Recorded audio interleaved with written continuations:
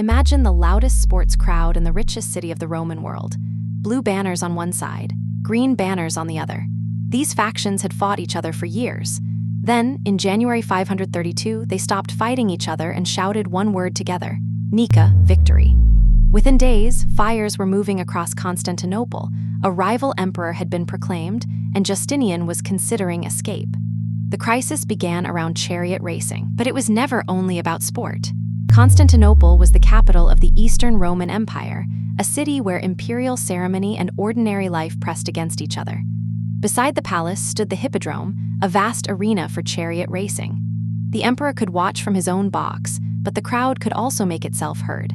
The blues and greens were racing factions, social identities, and channels for public pressure. Their rivalry could be violent.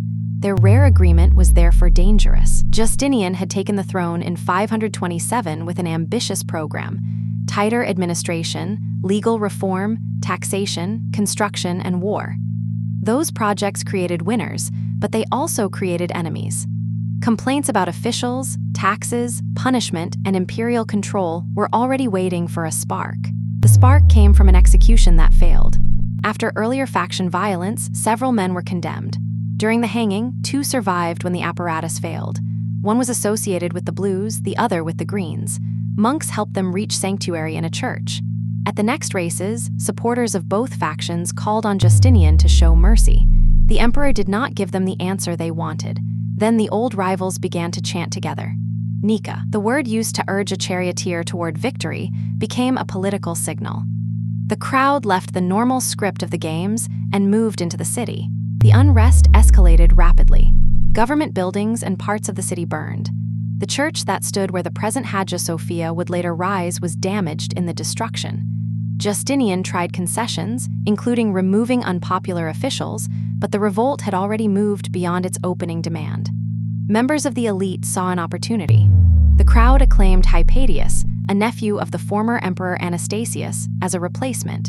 That changed the crisis. Justinian was no longer facing only angry spectators or a dispute over 2 prisoners.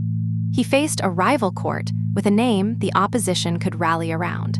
Inside the palace, flight became a real possibility. Here, the best-known scene comes from the historian Procopius. He presents Empress Theodora arguing against escape and declaring, in effect, that imperial purple would make a noble burial shroud. We should treat this as a dramatic literary account, not a recording of her exact words. But the decision it represents mattered.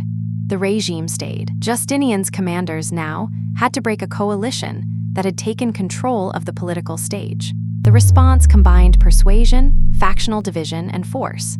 The imperial official Narses approached members of the Blues, reminding them of Justinian's past support and distributing money according to the surviving narrative. If the united factions split, the revolt would lose the unusual alliance that made it powerful. Meanwhile, troops prepared to enter the hippodrome. Generals Belisarius and Mundus attacked from different directions. The arena that had amplified the crowd's voice became a trap.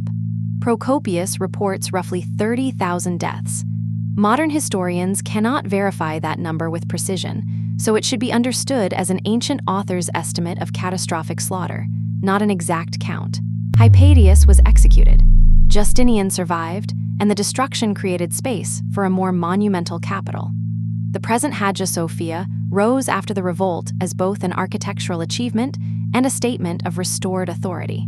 Yet the outcome was not simply a clever emperor defeating sports hooligans. The factions had carried wider anger into a place where emperor and public met face to face. The failed executions gave rival groups a shared grievance. Political opponents supplied an alternative ruler. The palace survived by breaking the coalition and using overwhelming violence. To understand why the factions mattered, forget the modern idea of a fan club that exists only on game day. The hippodrome was one of the few places where a huge urban crowd could address the emperor in person. Acclamations, complaints, and ritual responses turned entertainment into political communication. The blues and greens also gave individuals a ready identity inside an enormous city. That did not make every supporter a revolutionary or every faction a political party. Historians debate exactly how organized and militarized these groups were, but the labels could mobilize loyalty, and the arena could synchronize thousands of voices. When both colors demanded the same act of mercy, Justinian heard something unusual. Not two competing groups seeking favor, but a shared public challenge. The revolt also shows how concessions can arrive too late. At first, the demand concerned the surviving prisoners. As violence spread, anger focused on senior officials associated with taxes and administration. Justinian removed some of them, but each concession demonstrated that pressure worked while failing to restore trust. Fires and disorder weakened ordinary authority. Then Hypatius gave the uprising a human alternative to Justinian. A protest can demand change without deciding who rules next. An acclaimed rival transforms it into a struggle for sovereignty. By the time Justinian appeared with promises, many in the crowd no longer believed him. The crisis had crossed several thresholds, and reversing the first decision could no longer reverse everything that followed. Our picture is vivid because several late antique traditions preserve details, but vivid does not mean complete. Procopius wrote close to the events and served Belisarius, one of the commanders. That gives him access, yet also a perspective shaped by court politics and literary storytelling. Other chroniclers preserve different emphases and sequences. Modern scholarship therefore treats famous scenes carefully. The exact words of Theodora cannot be recovered. The reported death toll varies in how confidently it can be used. Even the behavior of the factions is debated. A responsible reconstruction keeps the strong spine of the story: the failed executions, united chant, urban destruction, rival emperor, palace counterattack, while labeling the dramatic details that depend on particular authors. That is why the Nika riots still matter. Institutions often look stable because their opponents are divided. When rival identities suddenly find one shared demand, a local dispute can become a constitutional crisis. In Constantinople, the transformation took less than a week. A plea for mercy became a united chant. The chant became fire. The fire became a rival emperor. And the empire was saved not by winning an argument in the arena, but by turning the coalition against itself before the palace fell. The coalition itself deserves one final look. Blues and greens did not stop being rivals because their identities disappeared. They cooperated because the failed execution gave both sides a concrete grievance, and because the emperor's answer convinced each faction that acting alone would not be enough. The hippodrome then concentrated thousands of people in one place, within earshot of imperial authority. A chant could be repeated, recognized, and adopted faster than a private complaint.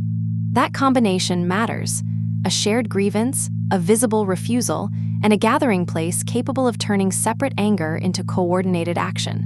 The imperial response also reveals how power changes during a crisis. Justinian could dismiss a request for mercy when the crowd still appeared manageable. Once buildings burned and a rival emperor was proclaimed, every option became more dangerous. Concession might look weak. Flight might end the reign.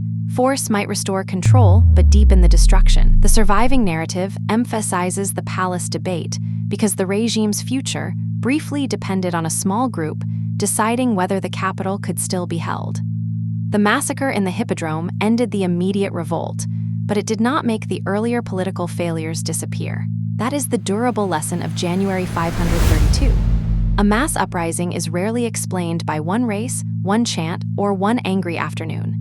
The Nika riots grew through stages: rivalry, punishment, a failed execution, rejected mercy, common slogans, attacks on officials, fire, an alternative claimant, and finally military repression.